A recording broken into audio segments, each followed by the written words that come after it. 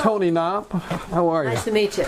And where are you from? From Illinois, Where? East Central, Oh. near Champaign-Urbana. Okay, I know where that is. Let me give you a brochure. These are outdated, but we're replacing them pretty soon, I think. Yeah, that's what they told me 6 months ago.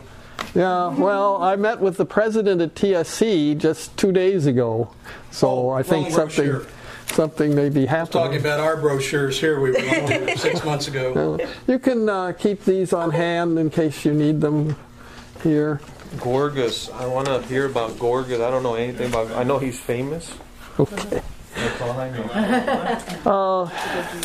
Let's see. I think to get underway here. Pardon? Is this it? Yeah.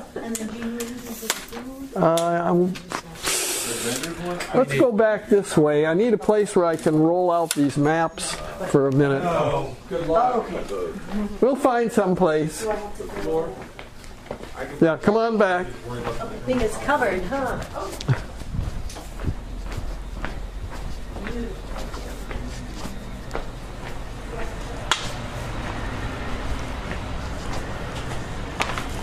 We can use the bar. Good.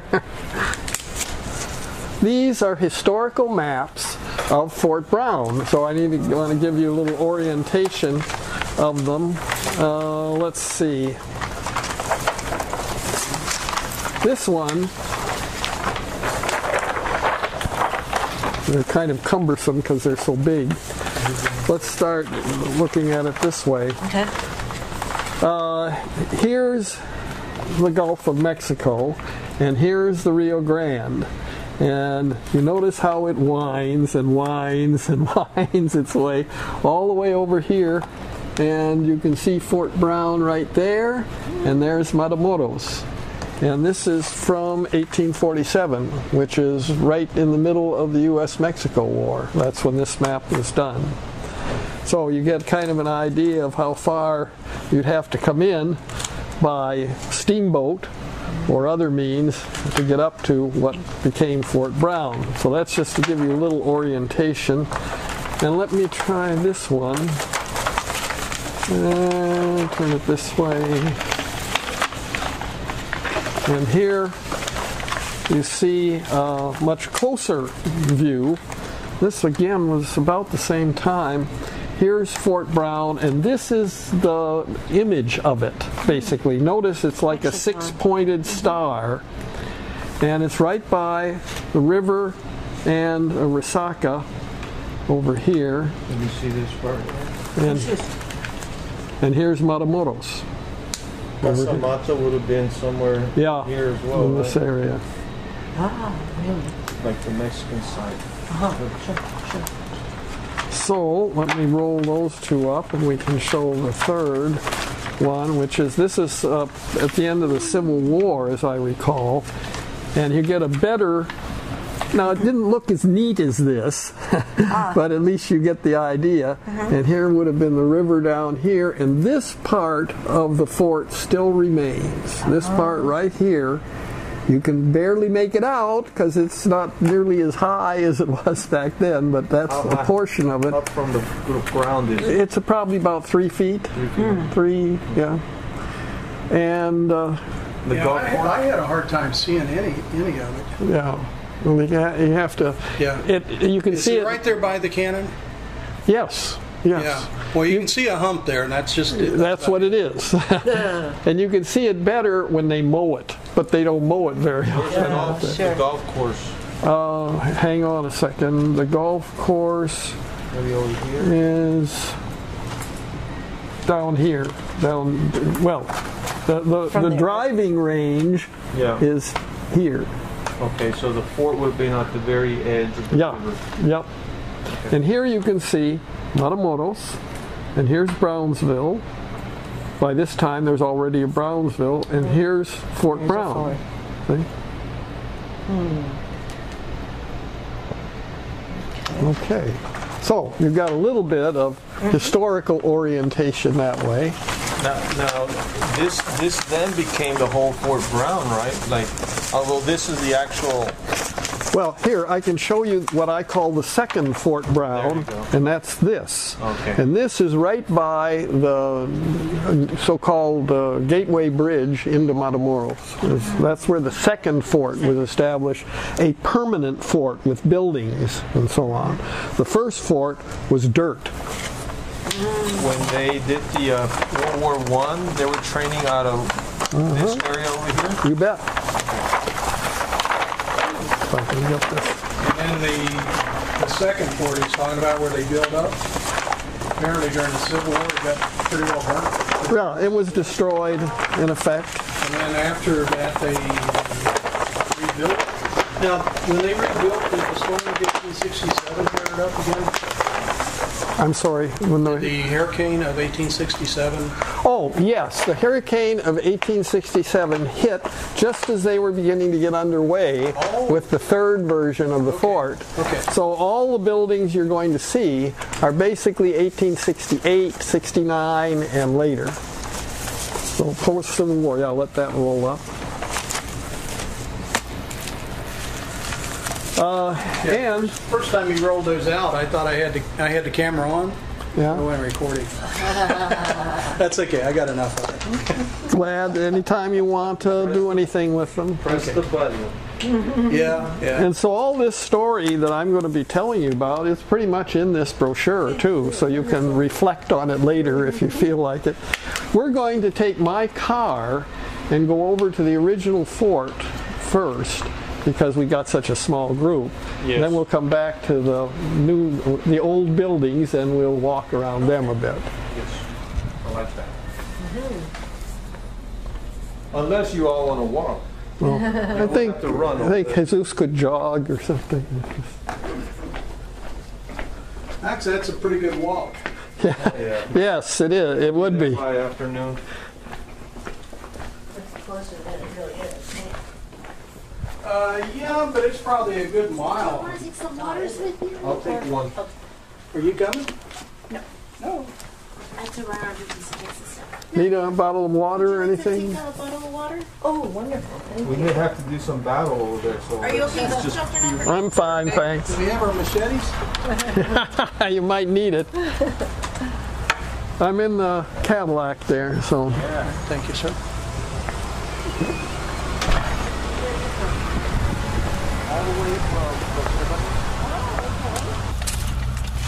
You managed to get that in there? I will. I just need to run this down. Sure. When was this building built? This one, the Porfirio Diaz home? The Porfirio Diaz home There's a year there, was, 1875. yeah, But it was built. That's this mortar building. brick and all that. It was built earlier, but this is not it. This is a newish building made to look historical.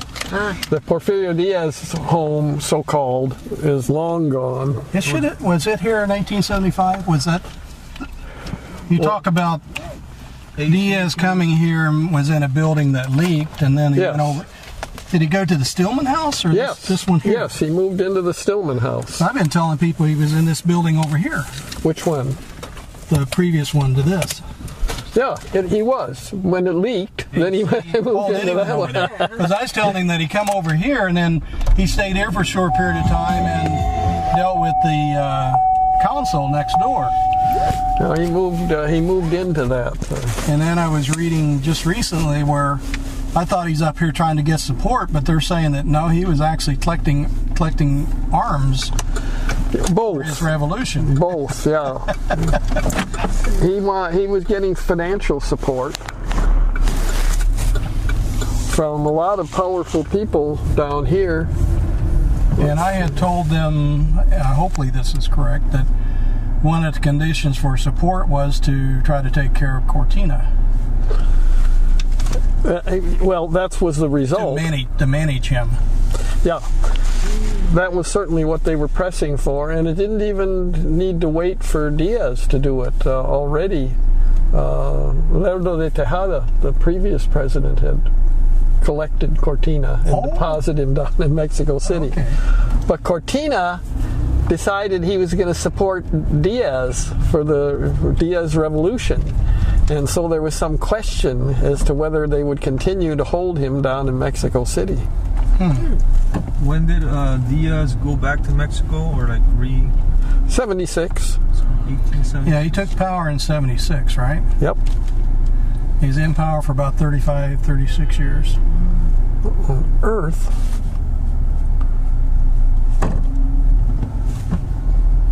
So that would have been after Benito Juarez. Oh, yes. Oh, he actually kicked them out, right? No, Juarez died and this Lerdo de Tejada took over. That's when Diaz wanted to take over. What do you know about this solder? There were Ben Meeker, the green building upstairs. Oh, yeah. I don't know anything about it, to be honest. It's a solder house. Hello? 93. Hello, this is Sharon at Consumer Services. We're calling in reference to your current credit card account. Oh, jeez. You're calling in about your credit card account. The original Brownsville. Don't worry, there's nothing wrong with it. We just want to sell you. Call us right away. Yeah, so we can sell you something. Oh, really? It's annoying Better that yet, we can actually get your number. Established, Brownsville Herald established 1876, the Herald, 1892. 1892. July 4th. Yeah, that's right. The 4th of July. 4th of July. Yeah. Okay. They proudly display that on the front. Come on.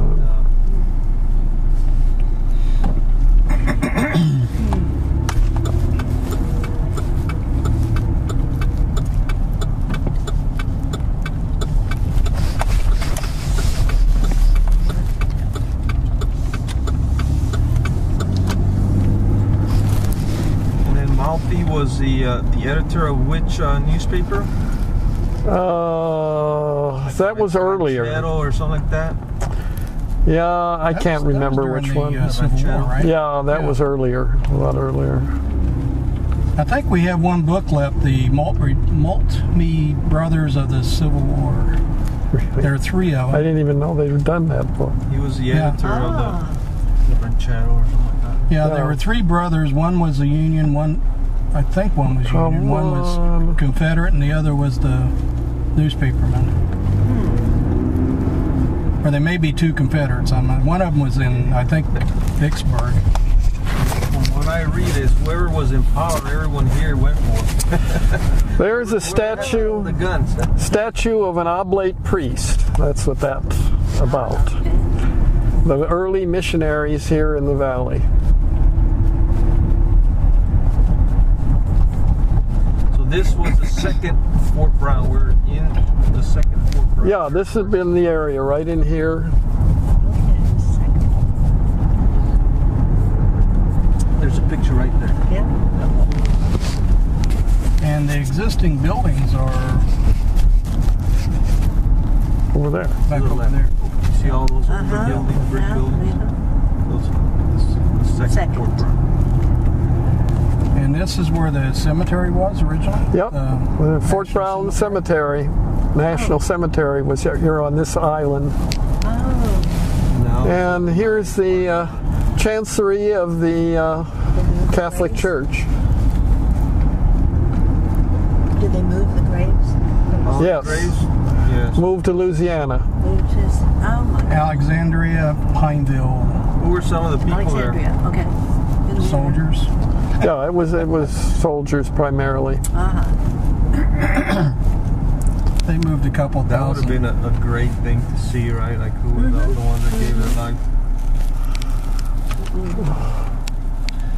But they have a memorial over at Pineville, Alexandria, Virginia, or Louisiana. Uh-huh. I believe they list the names. They put them in like one big grave, didn't they? Yeah, they didn't attempt to individualize the remains there. They just all in one big. And the reason they were moved? They thought they were closing the fort permanently. Ah. Also, that's flooded, and Well, yeah. it flooded a lot, and they wanted to consolidate all the smaller cemeteries. Uh-huh. So they Well, did, there were a couple Fort little Ringgold at the same ones. time too, didn't they? That I don't know. Oh, I Fort think- Ringo's also? I think they did. Yeah. Yeah, that cemetery up there. Let's see what the Border Patrol thinks. By the way, we're passing in through the border wall right Yeah. here. Okay. This is the border wall, and there's the border fence on campus. And this is the no man's land. Yeah. The Wild West returns. And this is what was the Fort Brown Golf Course. Oh, It's no longer functions as a golf course, however. I see. And usually we attract the attention of the Border Patrol at some point. Ah, there he is down there on the end. Yeah. Actually, right down there about where the Border Patrol is, the cannon is just this side of it. Oh, In that thicket over there. Yeah. Okay, at least we can see a memorial here to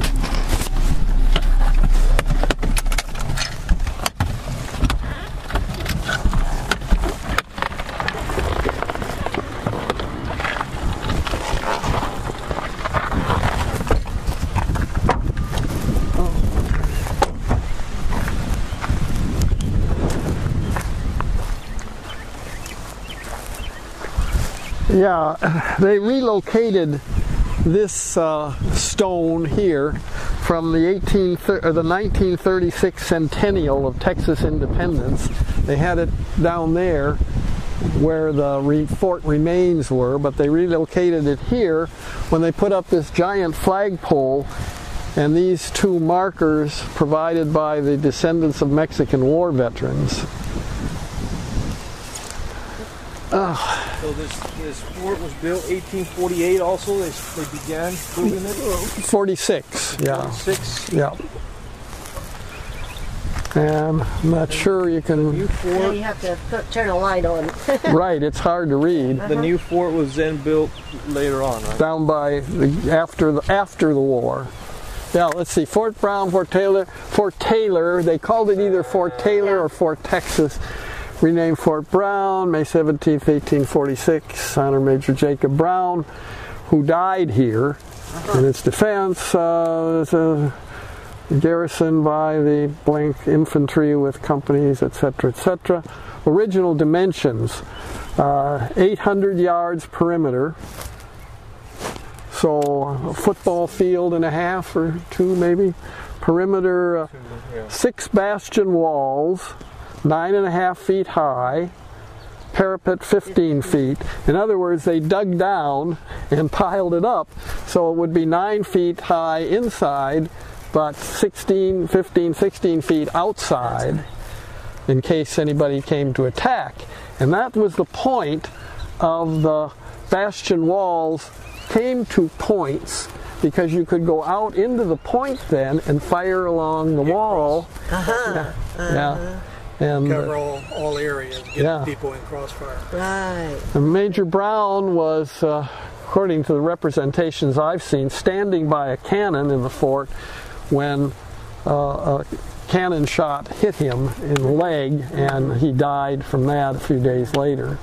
There were only 2 Americans that died at that time because, well, the story basically is that General Zachary Taylor brought U.S. forces down here under orders from President Polk to assert the American claim to the area between Corpus and what is now Brownsville, the Nueces River and here. But the Mexicans had at least as good a claim themselves. And the Americans got down here, and of course there was already Matamoros on the other side, had been there for almost 70 plus years. And so since they had a fort over there, they had cannon, it was decided to build a defensive perimeter here. But what do you build it with? Because there's very little stone, and the trees are not really suitable, so they dug up the dirt and piled it up to make the fort. And when the Mexicans then did come over, a force cavalry came over and attacked a small American party up the river a ways. then that's when the war was declared. And since the Mexicans had crossed once already, General Taylor was afraid that they would cross again with a larger force, and his supply line out to Port Isabel would be interrupted.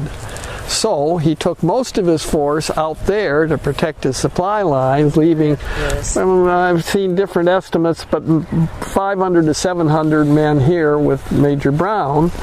And of course what happened is when most of them were gone, then the Mexicans did come over and surrounded the fort, and so it was under siege. And when the cannon attacks could be heard all the way out there, so that Taylor's scouts would pick up and then he started back with his force, and that's where the battles of Palo Alto and Resaca de la Palma occurred, the first major battles of the war, in order to relieve Fort Brown. And that's what happened. Fort Brown was relieved, and about a week or so later, Matamoros was evacuated by the Mexicans, and the Americans came in and occupied it for the rest of the war. I see. Okay. I didn't realize that. Yeah. My mind wandered. Tell me again about how Fort Texas was relieved. Yeah, when General Taylor's forces coming back from what is now Port Isabel fought battles at Palo Alto and Resaca de la Palma in order to relieve the fort, which was under siege by that's the the Mexican reason forces. why all that happened. Yes, exactly. They're on their way over here. Yep. Awesome. I'm disappointed for us in that I don't think we're going to see the cannon.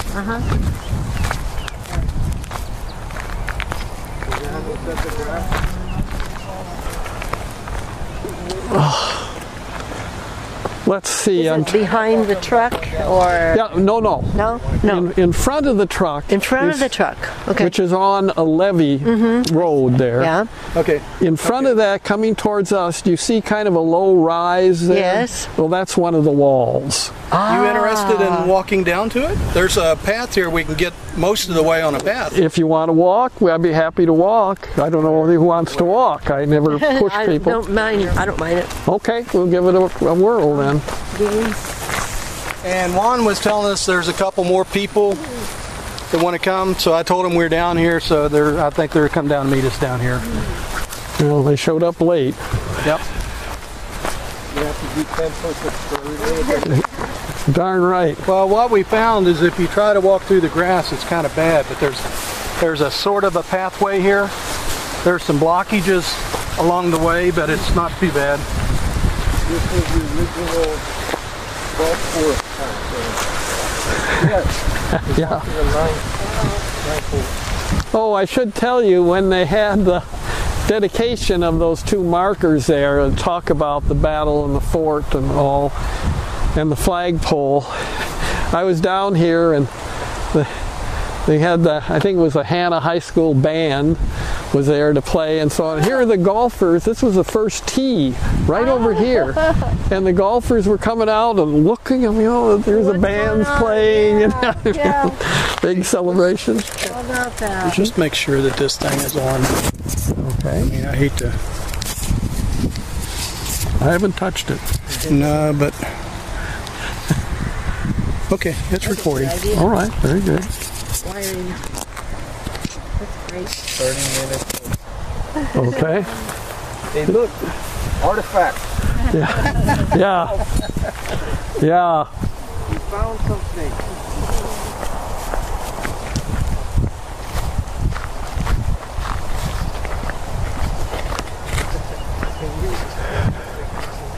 There are a couple places here where the trees are down. We have to kind of walk around it.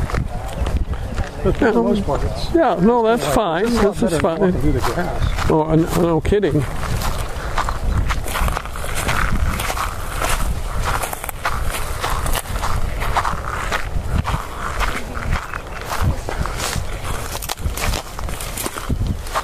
Probably have to come down here with a little chainsaw and cut some of this stuff up and just. That would be a nice gesture. Be a nice gesture if you did that. I don't know how much appreciation you'll ever get for it, but Probably none.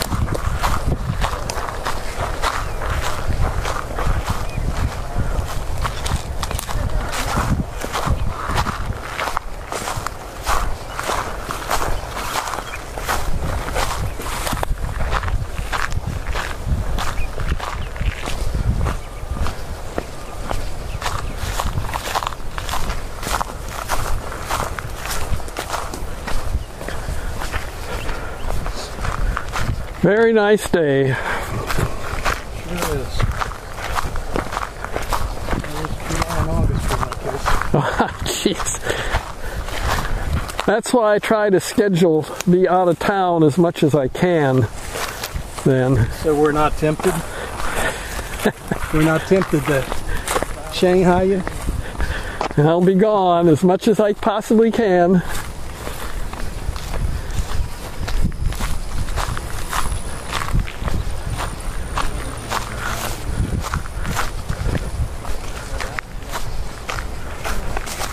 Yeah, this path here is a little bit less likely to run into snakes too. That's exactly right. You know, all this time it tramps around in the cemeteries and stuff, I don't think I've run into the snakes. No. Occasionally I'll have some in the water in my Resaca. Yeah. Once in a while they'll get on the property, but pretty rare. Pretty rare. No, I've got a Resaca property. Is that right? Yeah. There's a big tree out on the Resaca, right on the edge. He used to go out there. There's a big old water snake. He used to curl himself up on the roots. Just in case you hadn't seen one of these before, this is a pata de vaca tree, cow's hoof.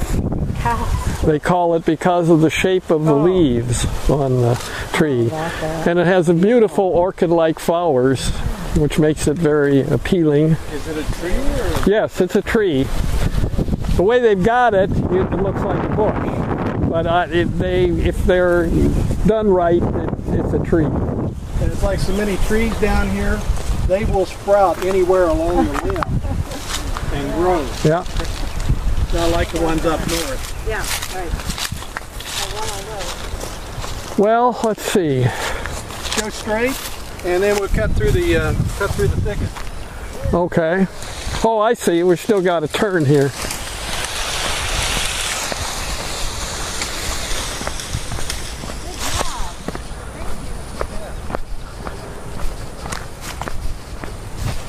Let's pick it up here. You have to walk out around the path.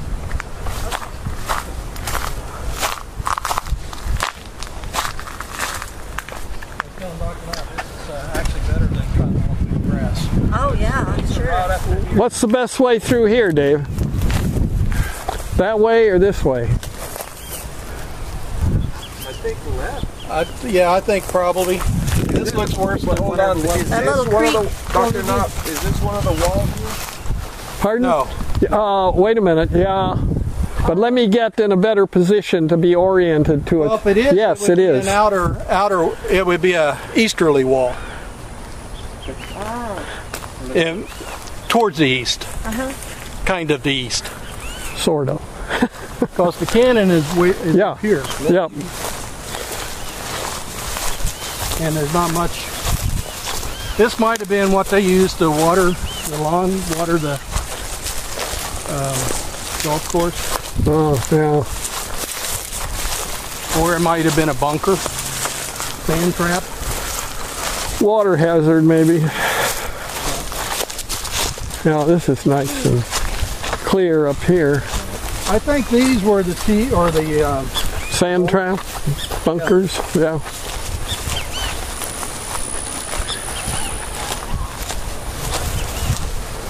looks like somebody might have sprayed some weed killer on this. Yeah, it does, doesn't it? Because it's right at that place. Someone had an idea to do a bird center here now. to turn it into a bird center. Well, that'll be fine. Happy to have them do that. And the structure's there. Well, Yeah, we could actually cut Yeah. across if you want. yeah. Okay, you want.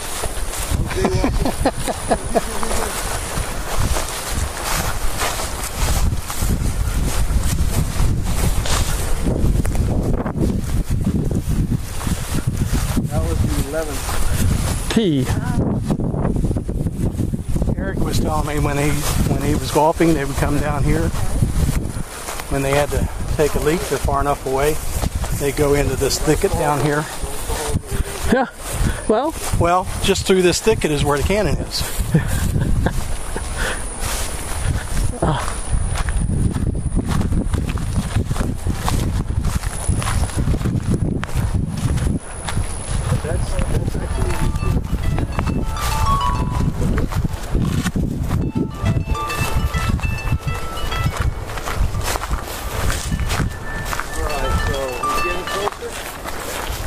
Pretty close.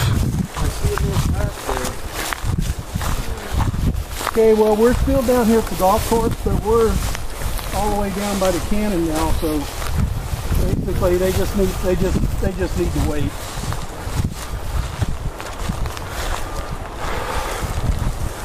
Yep. Okay, this is a little rough here. Yeah. A little tricky. Especially since it's mesquite and you've got prickles on it, so. Okay. Well, let's see if we can. Maybe we did need the machete, huh? Yeah, it looks like it. Some brand. If there's a better way through, I don't think there is. That'll be something. I'll come down here with some snippers and cut that. Oh, this is good. Very good.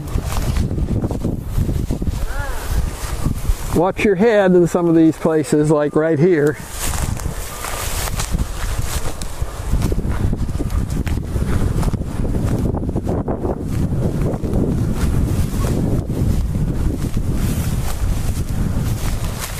Actually, that one limb there broke off. It's not as not quite as hidden as what it was before. Yeah. But it's still somewhat hidden. And we have one of the plates that used to be on that back here in the Stillman house. Oh. Yeah. On this particular one? I don't know whether with this particular one, but they had a plate, a bronze plaque on these. Yeah. So we have a bronze plaque there at the museum. Great.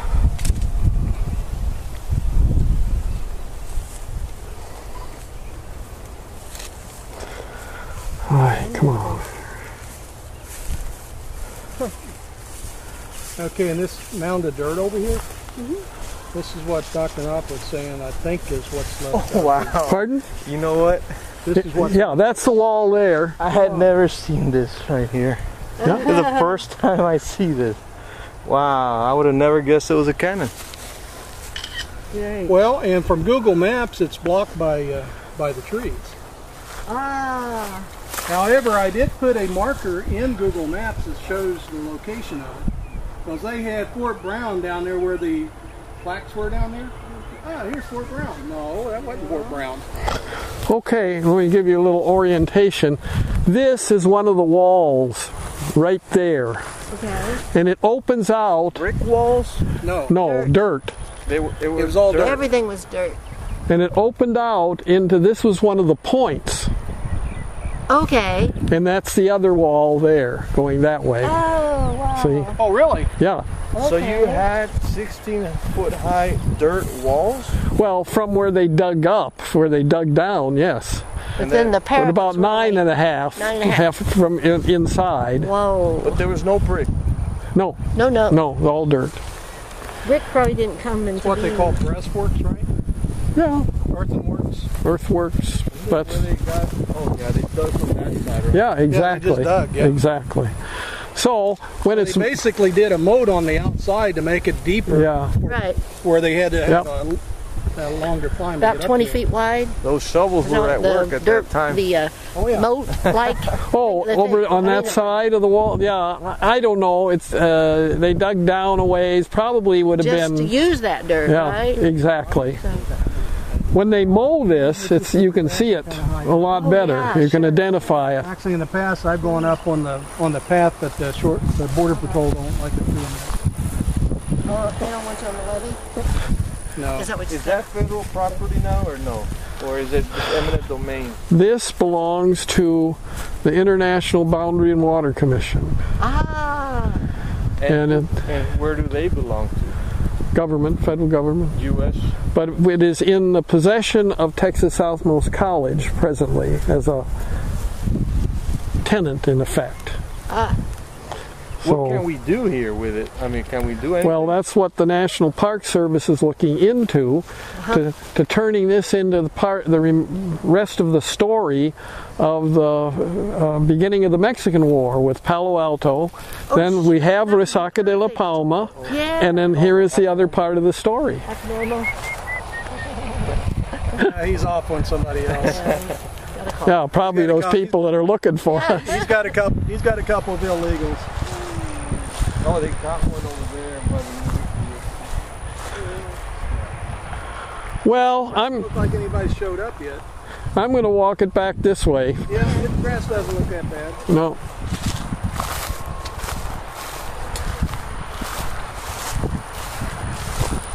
If you can throw that stuff on the floor or something, it'll be all right. Put it here between us. Thank you. Okay. Oh. I was telling her, Dr. Knopp, about the summit, the preservation summit. Yeah. Mm-hmm. She was all happy about it. Yeah, that was very, very neat. I wish I had known. I would have loved to come. Yeah, we were talking about the Neal House where they put it on the most endangered list to try to shame Brownsville. Into restoring it. Do you think there's going to be any sympathy?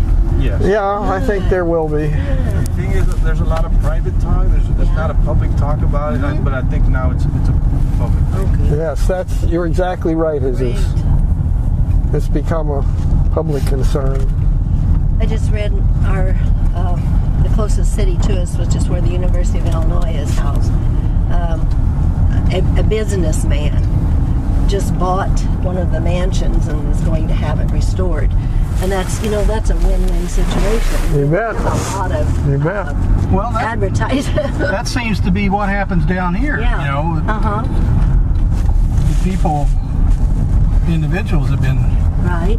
Boy, that new building is going up right by the fence, literally. They'll have a gateway right there. Now notice the name here, because it's something, River Levee. River Levee. So it would be bewildering to people.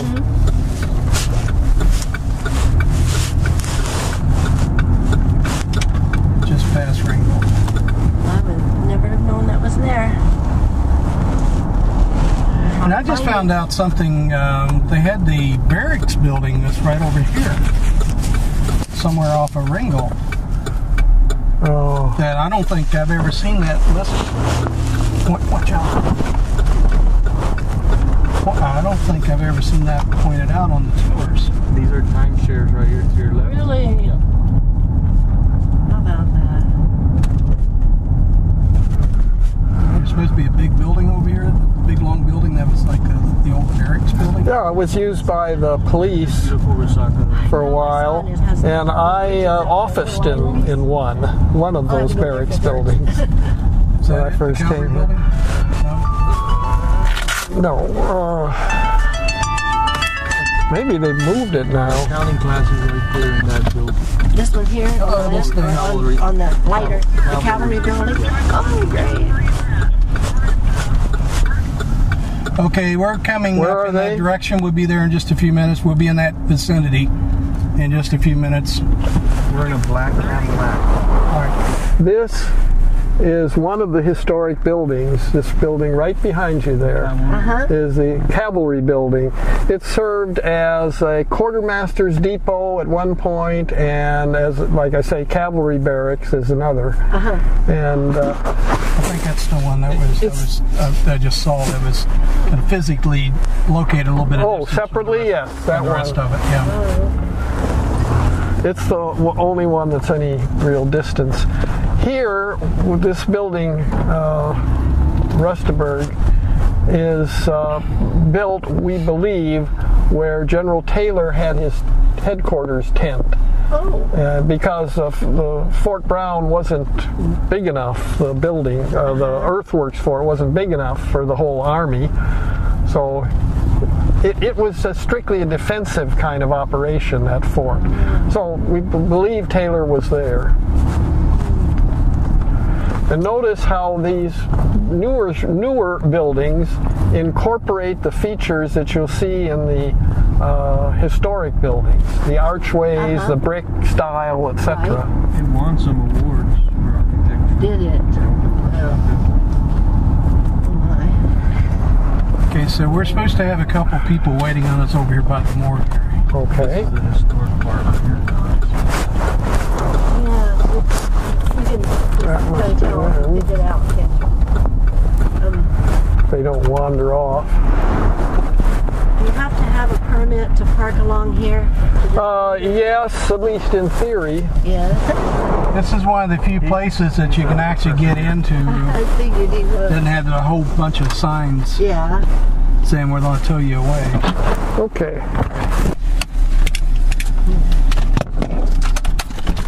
That'll look cool. Oh.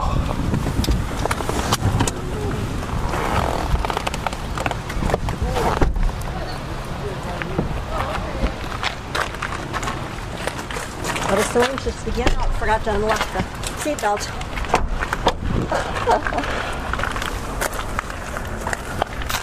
Hello. Hi. Yes. Yeah, you would have had a hard time finding us over at the other place. Howdy. Hi. Oh, were you? Okay. She's looking for a bathroom. Is there a bathroom right here? Oh, let's see. Yeah, there will be, but I'm trying to think of where we can go. Let's try over here, ma'am.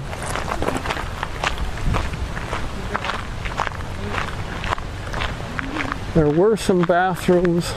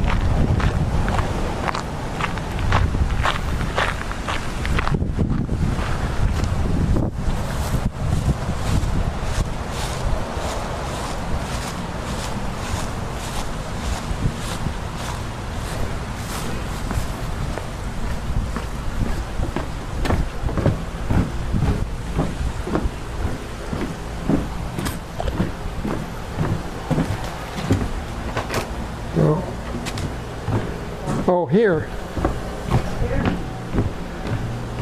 Here's the men's room. Now the ladies must be on the other side, I hope. Oh yeah, right here. Thank you. There you go. Make sure it's open. Is it locked? Try the other one. They're vacant, but they're both locked. Oh, jeez. No, we can. The one someplace else? Yeah, I think so.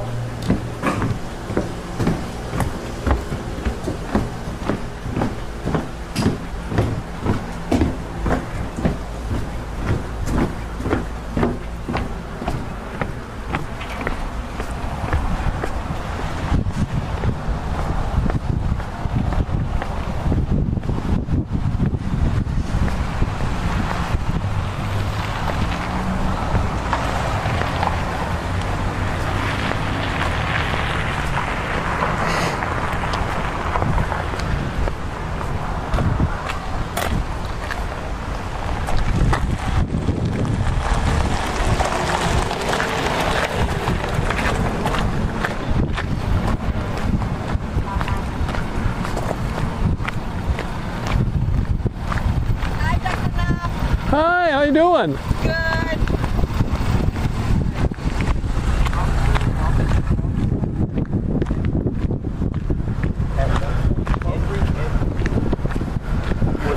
Oh. Okay, we're going to go look at this building, and there should be one in here. Oh, no. Okay. We should have asked that lady. And Henry Field down here, he was a what they call a naturalist.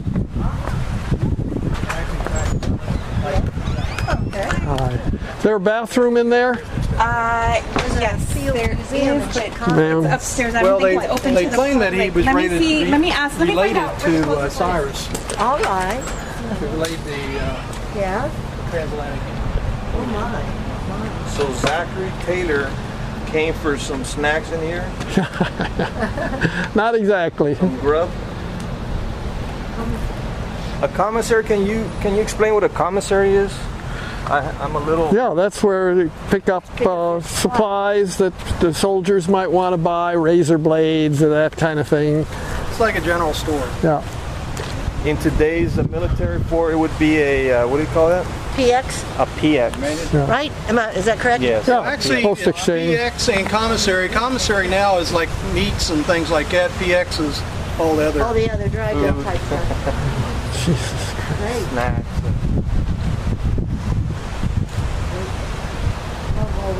Wrought iron.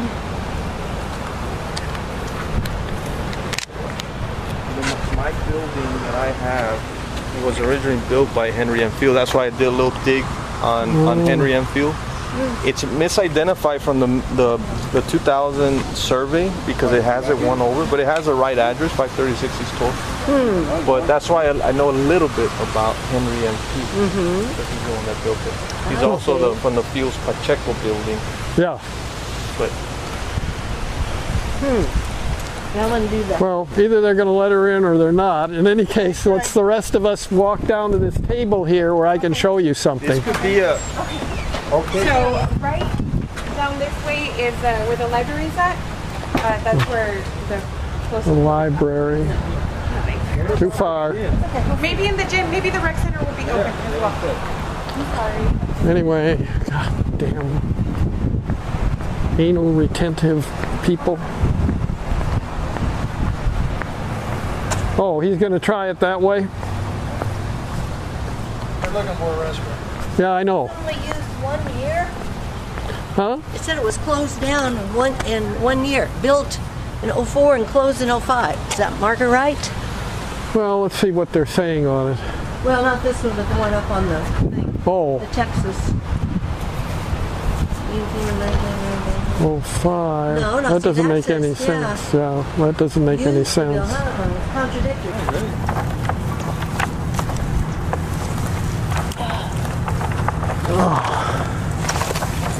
You're gonna get them to go downtown and see all the history. No, this is modern Mexican history is my topic this semester. Modern Mexico. From what era? Like current or? From, well, modern, so it's from the Revolution for Independence. Oh. It's another course that deals with Indian civilizations and the colonial period and so on. Wonderful. Well, I think so, but the students show only moderate interest. Yeah. What's that? That military training in New York? I keep forgetting that name. Where all the military officers train for war. West Point? Yeah. West Point. It's very big on the West Point studies, like the Mexican Revolution. I mean, yeah. obviously they study all wars, Sure. but it's one of the ones that they study. It's very Well, important. one of the first graduating classes had all the lieutenants out of that class down here. Lee and Grant and Taylor, and I don't know, Taylor might have been a little bit older than that, but they had a lot of youngsters down here that kind of made a name for themselves and went on to become generals.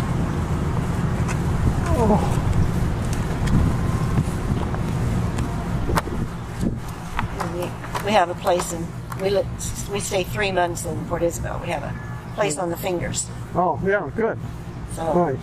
I've really enjoyed. Where was Baghdad? Baghdad? I heard it was a couple miles back. What does that say? Burrita? Burrito. Yeah, that's Burrita Camp. Yeah, somewhere in this area. Now, see, I thought it was more down towards the mouth, but I read somewhere where it was like 2 or 3 miles back. Yeah. And they show one of the maps showing there was like a little dry wash or something. Here they come. Anyway, there's nothing left of it. One of the talks I went to said that this is really. And there's a couple of misnamed. hills It here. shouldn't be valley. It should be The delta. delta. Yep. But it This is a sounds better to delta. say valley, doesn't it? Yeah. That's how they sold land that way. Okay, you folks, it hasn't been long so far. I'm going to show you a few things off of historical maps here. This is a map from the actual reproduction of a map from 1847, which was in the middle of the war between the U.S. and Mexico. And what's showing you here is the Rio Grande. This is the Mexican side. Here's the Rio Grande. Notice how it wobbles around. It gets up here, and here's where Fort Brown was. The first dirt fort was built. Okay. Right here. And it shows on this side Fort Paredes, the fort the Mexicans had, and here's Matamoros. So that gives you a little bit of an orientation. We'll roll that one up. I've heard it claimed that it's 20 miles or so, 25 miles to the coast by road. And a lot more by 50 miles by road. let's see if I want to show you this one, I think. This is also a Mexican War era map. And it gives you a little better definition of Fort Brown. This is what we were at over there, what we could still see. And what we can still see there is this little part of the fort right here. Couple walls and one of these bastion points. So you have a 6-pointed star. That was Fort Brown, built of dirt. They dug down in front and piled up the dirt, and that made the walls. Wow. And here you can see the city of Matamoros over here. Back then, Matamoros did not reach the river. Now it reaches the river, but back then, no. And here's the fort that the Mexicans had at that time, Fort Paredes. Wasn't very far away. This is not safe. See, I didn't know that. I didn't know that either. Before. This is Riverside in Brownsville, right? Yeah. So right across Riverside. So, yeah, here you see the fort, and you get a little bit of an orientation. Here's the same curve of the river you have today, etc. And then you come down this way to downtown Matamoros and the plaza and the church. Dr. Knopp, I've read in William Neal's papers, we talking about the fort that's up here was, they supposedly didn't know where that fort was in the beginning. It was down in a swampy area. So they were out scouting around trying to figure out where it was. No doubt. How about that? Okay, so let's look at this last one. This map is from the end of the Civil War era, and you get another look at Fort Brown and what it would have looked like. Here's the river. Here's the part of the fort that still exists. But while the walls are like 9.5 feet tall, now they're like about 3 feet. So, and there's a cannon here, and I didn't tell you other folks about the cannon. There's a cannon that stands straight up. And one of the stories is that that's in recognition of a commander that falls in battle, because Major Jacob Brown was mortally wounded in the Mexican cannonading of the fort. And so General Gallopin Jim Parker put up this cannon in 1917 in honor of Major Brown. Oh, okay. I wondered why it was upright. Yep. So that 3-foot wall wouldn't meet And Trump's what's wall. the smoker then? No, that's not part of Trump's law. This is a nice, very much nicer appearing fort than the way it actually looked, of course, because it was all dirt. And over here, you see, here's Brownsville, already this much developed by the time of the Civil War. Here's the original dirt Fort Brown, and after the end of the war, they built another fort here. But that fort was destroyed during the Civil War, and that's why the buildings you're looking at now are all after the Civil War. Not much after, Most of them were built in the late 1860s, but after. Let me see this. Where was the Fort Paredes over here? On here, it's off the map, isn't it? Yeah, I don't. No, that's Fort I think Brown. It would Over be there by Riverside. No, over in this area. That close? Yeah, this area. And what is this again? This is Brownsville, and here is Matamoros. So you can see that. Today, Is that still there? Garcias are setting about right there. Yeah, that's about right. That's right. Is that right? That's a good shop and restaurant. Oh, good shop restaurant. Okay. Is the restaurant open again? Oh, it's always. Always been? Yeah. Oh, yeah. You can walk over there easily. It's no I've been there once. problem at all. Put it together? Yeah, just put it together somehow. Wrap together. So I wanted you to have a chance. That way you kind of catch up on what the story is. The fort exists because the Mexican-American War began here. And this was the defensive fort that Zachary Taylor had built when he came down here from Corpus and to assert the American claim to the territory between the Nueces and the Rio Grande. So let's take a look at the historic buildings that still exist. And this one is actually a 20th century building, 1904 or 5, and it was the guardhouse and commissary. And the guardhouse, of course, because this was a fort, and they had the quartermaster's fence out where the main street is out there, International Boulevard. And so they would mount the guard from here every day. The officer of the day would come here, the sergeant of the guard, and they'd send out the guards to the various locations where people entered the fort to protect it. What's interesting is there is a kind of semi-basement there. I'd call it a basement.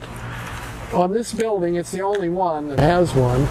And because this was the guardhouse, they had cells down there for locking people up, and some of the cells are still there. They're made of not of bars, but of strap metal, but they still exist down in that basement area. This building was the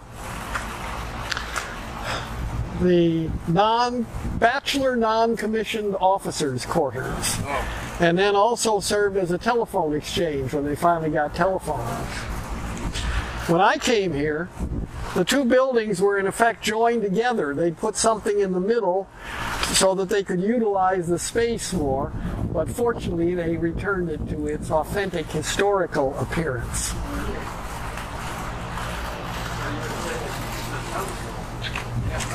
First guy here, I used the telephone. Don't put me back that far, Jesus.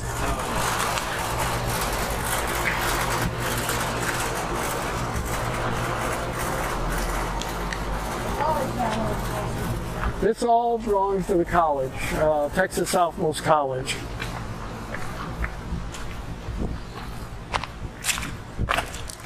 We'll come back to that. Let's go over here.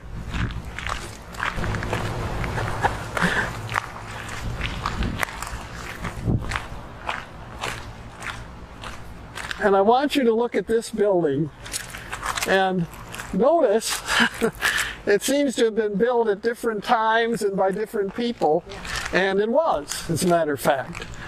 The early buildings in the 1860s, 70s included the linen storage area. That's the building on the left with what we call dentated brick, look like teeth.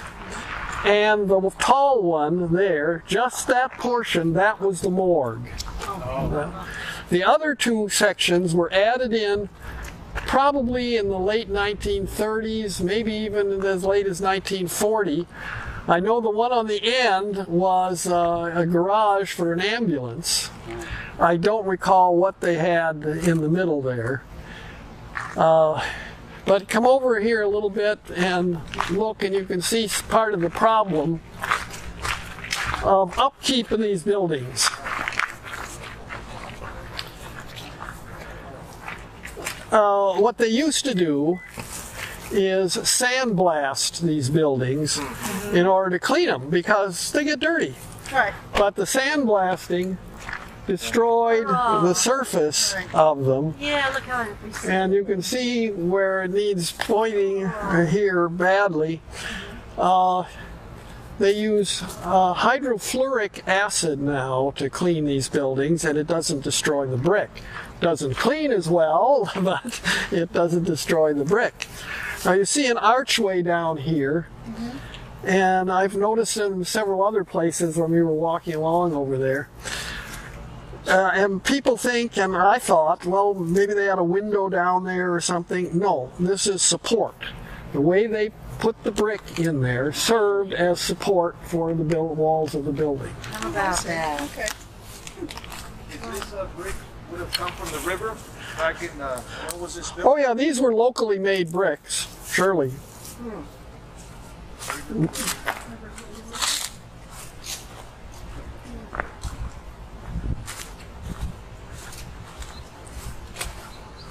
Where was the original building? That middle building? The which? The original building, the morgue, the original morgue. Oh, the tall one back Right. there. Around what? No, when was it done? Yes. Probably about 1869. It was built in relationship to the hospital, which we'll talk about in a minute. 1880s, about 1882, I guess, 81, 82. There was another one of those, what would you call it, yellow fever epidemics. And they came through fairly regularly, that and other things.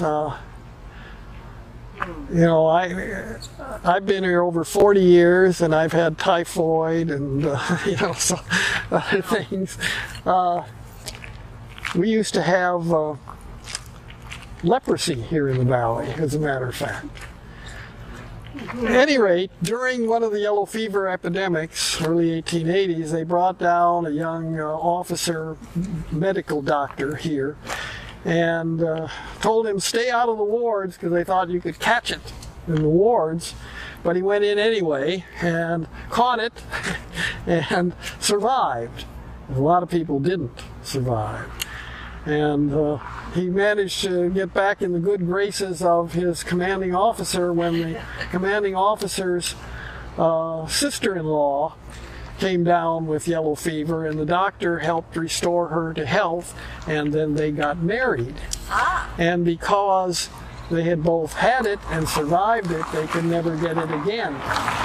So Dr. William Gorgas went on to play a major role in uncovering, along with Walter Reed and I think of the name right now, the cause of yellow fever and malaria, etc.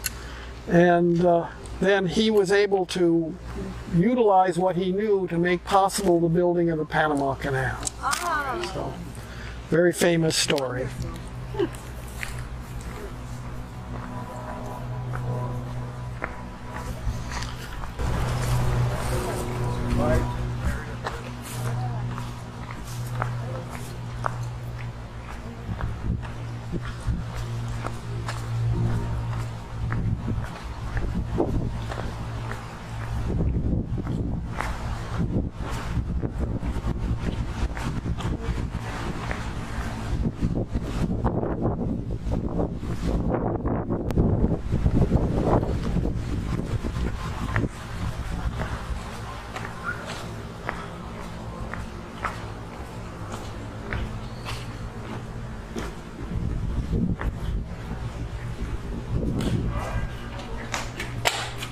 Nice shade here.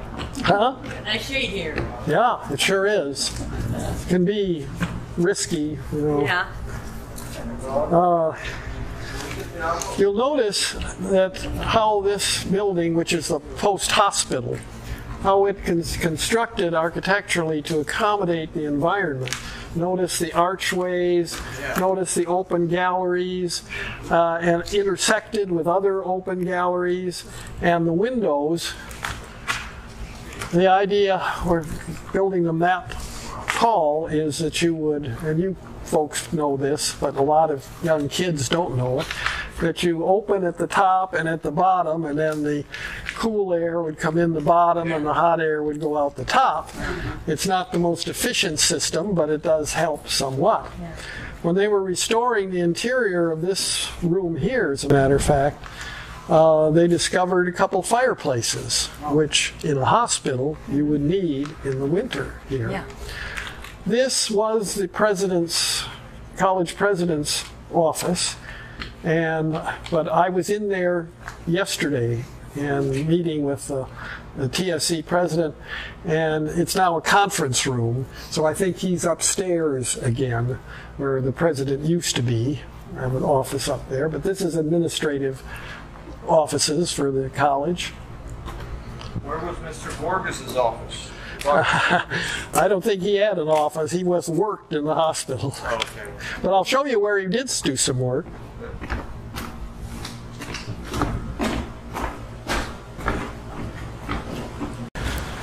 This is the commanding officer's home. It's been relocated. There used to be, where that big building is now, there used to be 3 of them there facing the parade ground, which is right over there. Parking lot area? Yeah. Medium in there. Okay. That's where the parade ground was. And these were facing them. Their back was to the Resaca. And when they decided to build that building, they started looking at the plans and thought, oh, the footprint for this new building is right on top of that building. So they decided to relocate the building. I don't like that, but at least they preserved it and restored it to its late 19th century appearance. Those of you who have the... Pardon? One person lived there? Just one person? Just one family. One family. Yeah. Now, some of the other buildings, officers' quarters, may have been shared, but this one was the commanding officer. Pretty nice. And those of you who got a brochure, if you look on the front cover of it, you'll see that what's called the commanding officer's home looks entirely different from this. Oh, yeah. And those of you who did not get a brochure, you can get them back at the... Okay. Which one is it? No, Here on the flip other it. side. On the front. Okay. Oh. There it is. Yeah. Completely different, right? Who was the person that was there? Like, do you know the name of the commander? Oh, it had several commanders. The whole Whoever was in charge number at of the them. time? Abner Doubleday, supposedly the founder of baseball, was a commander here at one point. Let's see what else. Oh, yeah. This also served as the college president's home until Dr. Juliet Garcia became president, and she didn't want to live there, so they started to turn it into offices, and in the process, while they were just kind of getting underway with that, a new dean of adult and continuing education came down here, was hired, and he wasn't having any family with them, and they said, well, you know, you want to stay here, we've still got bedrooms and bathrooms in this house, so, you know, you want to stay there, fine. And after a couple of weeks, he came to us and said, what's that sound of drilling? You know, marching and clop, clop, clop, clop, clop. And we had to tell him there aren't any military units here. Okay. So, what was it? Well, being a cynic, I have an answer for that. Across the river in Matamoros is a naval station by the river. So it's just a few blocks away from here. What they could have been hearing is the Mexican naval personnel drilling, or maybe not. Oh, you ruined their mystique, didn't Well, you? could have been, or maybe not. So is it empty now? No, there's some administrator in there right now. So they've had administrators in there ever since they finished it. Let's go over this Doesn't way. exactly fit the scheme of the architecture. Of the brick buildings. When I got here, there were a whole bunch of these wood houses, however, of officers' quarters. So to me, it's not so. Pardon? Was the auditorium here when you got here? Jacob Brown? Yeah. Oh yeah, that goes back to the 50s. Oh, okay. So you weren't here to actually see the parade ground? Not as such, no. No.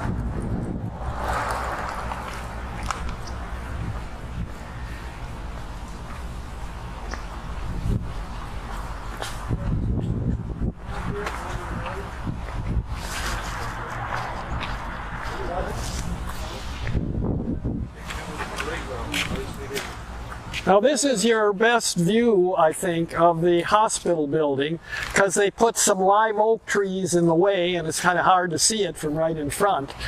It's considered perhaps the best example of frontier fort architecture, this building. And of course it was the only hospital in Brownsville until about 1928, I think, when Mercy Hospital was established. So while it was primarily for the fort, you know, it could serve for emergency purposes for local people as well. Let's move over this way.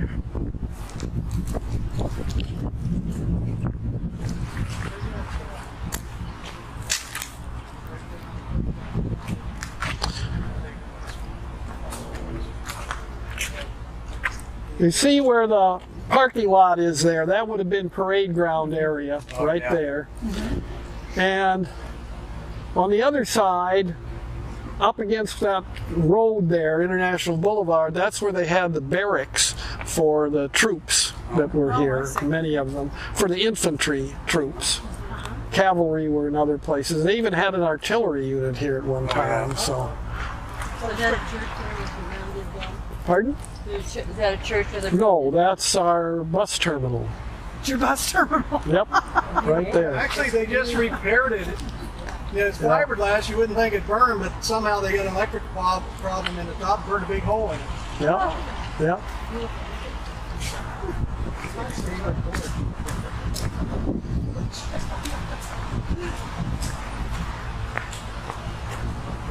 It's like, there's nothing up there. How can you burn the thing out?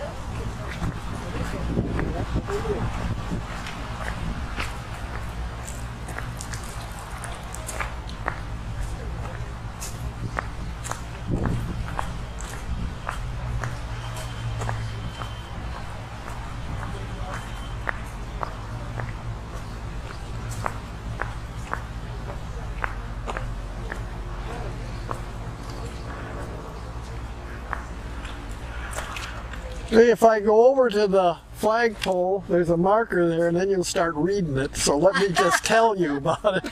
That way you won't be trying to read while I'm talking. That's from the Texas National Guard outfit that was mobilized for World War II and was the last military unit here at Fort Brown. They were a cavalry outfit. And at the time when Patton was going into France with tanks, these guys were still riding horses. As a matter of fact, there was a cavalry unit up in Laredo, too, at the Fort McIntosh there, and occasionally our guys would ride up that way and their guys would ride down on horses and have maneuvers, etc. And ultimately in 1944, they were sent off to Burma because they needed people who could work animals. So it turned out they had fortuitous training. It wasn't all wasted on. And they came back, many of them came back because they were from Texas originally, and some of them were settled here. I knew a couple of them. Really? And they would hold their reunions over at the Fort Brown Motor Hotel, which was right over here on the Resaca. Where the old cemetery was. Yeah, exactly. Oh, okay. They even had the cavalry room at the Fort Brown Motor Hotel in honor of those guys. And Later on, that became the Holiday Inn for a while. yeah, Was oh yeah, it? it changed names. How about that? Some of those guys were recruited by the Mexican government to go up into the hills and mountain areas in Mexico to shoot cattle that had hoof and mouth disease, Oh, wow. because they had to kill them. And the locals did not appreciate that at all. You know, Yeah. they didn't understand what was going on, so they encountered some difficulties. But that was one way of making some money out of something you had learned how to do. Wow.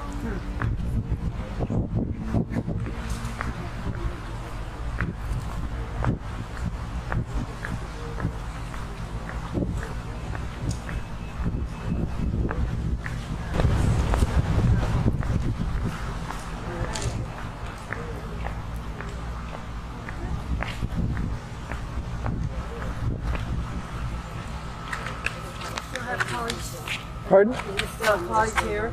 College? Is there a college here? Oh yeah. Oh yeah. Where's this? All of these buildings are part of Texas Southmost College. Someone asked the student body size. Yeah. About 5,500. For college? Yeah, just for the college. Just for the college. Then you have the university. Now, here you have a kind of an add-on building, as you can see here. And I know that at various times, you know, these buildings are so old, they serve multiple purposes. The dentist's office was in there, they performed operations in there, you know, various kinds of medical activities were involved.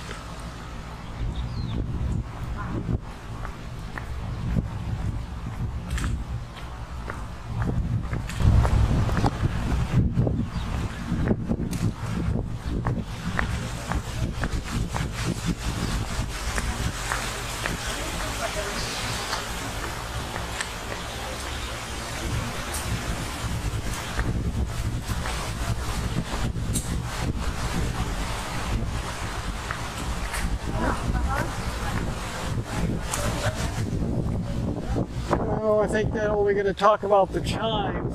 This clock is off one of the bank buildings downtown. Wow. So from way back, I don't know if it was a First National Bank or Mercantile Bank. I'm just not sure. Wonderful that they preserved it. Yes, indeed. And this is Mountain Laurel that has come out just in your honor. It's usually only out for about a few weeks. And about this time of year, it has a wonderful smell to it, but usually the wind's blowing and you can't pick it up very well. What is this? Mountain Laurel. I saw some at the Texas Info Center in Harlingen.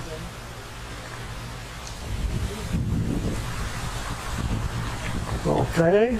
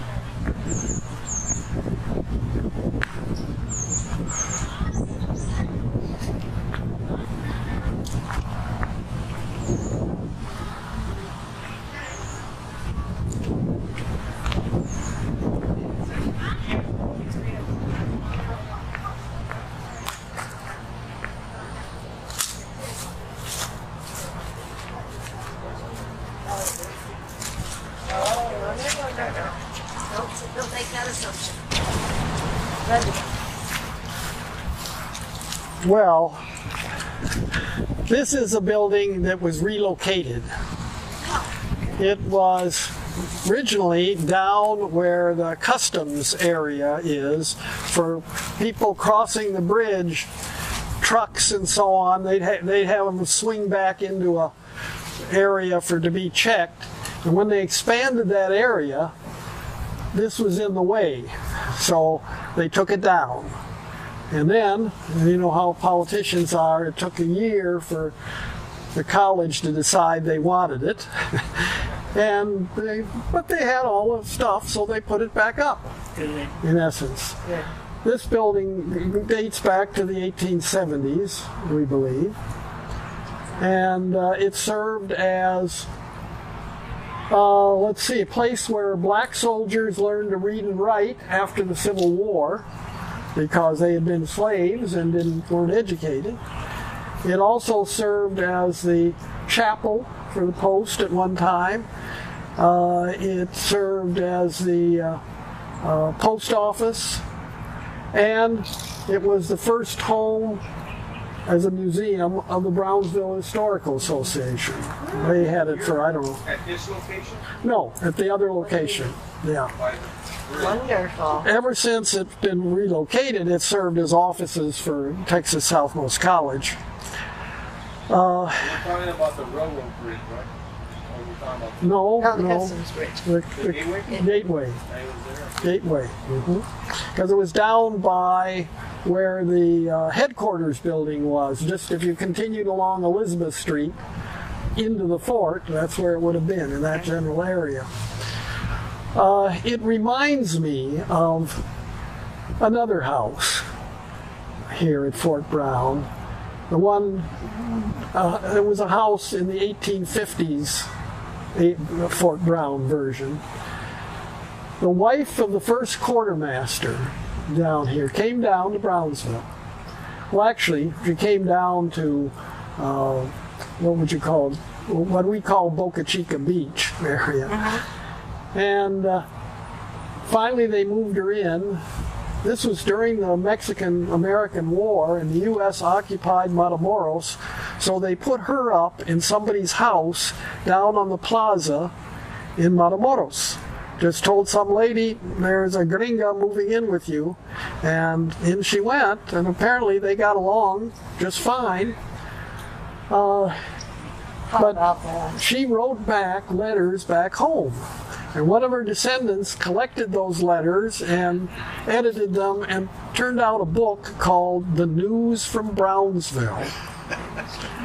And in it she talks about her home being built over here. More than one report of, oh, my house is underway, and oh, we're getting close, and I can get into my house finally. And finally she did, along with her husband. And Captain so-and-so, and Lieutenant so-and-so, and another Lieutenant so-and-so. A boarding house in her home, because, after all, where were people going to stay? There were hardly any buildings. Put them in a tent. Yeah, well, that was the idea, to get out of the tents. So, yeah, that was... But it is the news from Brownsville. Yeah. Was she the same one that wrote the letters about when she landed down at the mouth of the river about it being a wasteland? Yeah, well, it was. Yeah. Certainly. But that's why I think of her when I think of this house, because it served as a home for the chaplain at one time, but it also served many other purposes as well. So, any questions anybody has? Yeah, I noticed the other side, the marker says the post chapel. Yeah. So that answered that question I had for you. Several Functional purposes. Right. Well, those of you who weren't with us at the beginning, if you stop back at the Heritage Museum, they'll give you a copy of that brochure that gives you the whole history of Fort Brown and describes it all, etc. So, well, I left about seven copies. I want to grab one of those to make copies of it. Yeah. Go ahead. Try to anyway. Great. So, are you? Do you go over the Metamoros yourself? Yeah. You're not frightened of it? Well, I exercise some caution. I don't like to go over there at night, for example. Yeah. I'll go over to Garcia's in the evening. Yeah, there shouldn't be any real problem on the Garcia. And the Santa Fe. The Santa Fe is a Chinese restaurant, but it has other kinds of food, and it's right there. Where's it located? Right behind Garcia's. Really? Yeah. Oh, that's right. Yeah. It's on the on that other on Primera what? Uno? Well, it's You kind of go between the to two. Garcia's to the next road. Yeah. Yeah, the backside. It's not like Yeah. Progresso. No. Progresso, it's really Hey, Garcia's We is call about it it, and then you have a bunch of pharmacies and bars. Yeah. I have no hesitancy about going over to Garcia's or the Santa Fe, and during the day I'll go over to other places in Matamoros. We're touring several places in Donna and around McAllen, and they say don't use Matamoros, or they have one in McAllen. Well, what they ought to be telling you is don't use Reynosa. Yeah. Reynosa is where the trouble is now, not so much Now Matamoros. you go to Progresso, you go over the group. Oh, yeah.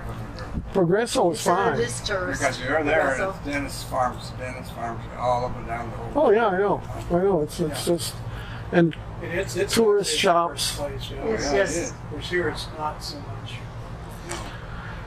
Yeah, we still have a bunch of people who will go across for dental work over in Matamoros, but it's not a comfortable feeling any longer, except, as I say, right there at Garcia's and the Santa Fe. Well, So, you know, it's a different country, but when you get over there, it looks like a different country. yeah, it is. You It go is. over it and Well, I used to work over there, and it's amazing some of the stuff you see. We'll be leaving for Puerto Vallarta in about 2 weeks, my wife and Oh, I. good. So Oh. we go down there almost every year. Wonderful. Okay, folks. I got Glad this you one came. Back over. You want to ride? You're going to walk for the exercise? You want us to take that? Yeah, I'll take it. All right. Okay. So where's the cannon they owe for that, just so we have an idea?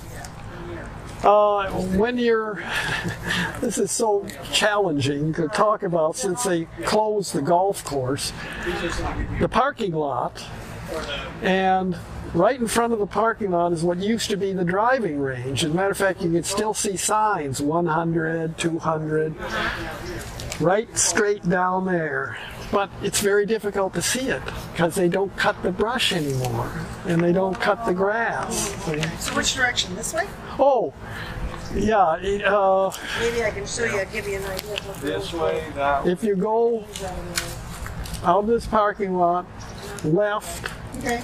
that way, Okay. and at the end where you run into basically kind of a dead end, you turn right, and you come to within a block, you come to a semaphore, light change. Oh, okay. Right. Go left there, Okay. and the first thing you see, road going off to the right, called the River Levee. It says, Okay. the sign says River Levee, Okay. We'll find and her that on will the way. take you. It's a little bewildering. You go over the levee. Matter of fact, if you'll follow me, I'll take you over there. Okay. All right. Follow me. That way we won't get lost. Yeah.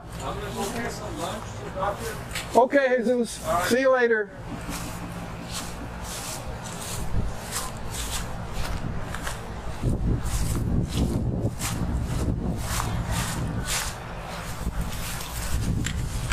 Okay. Okay.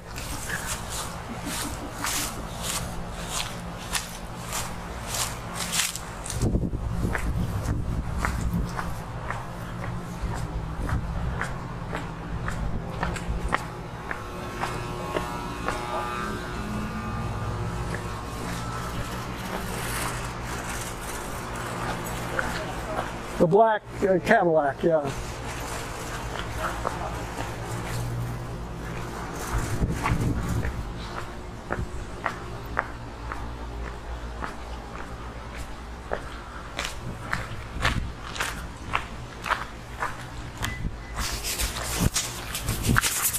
Before I forget it, we grab that.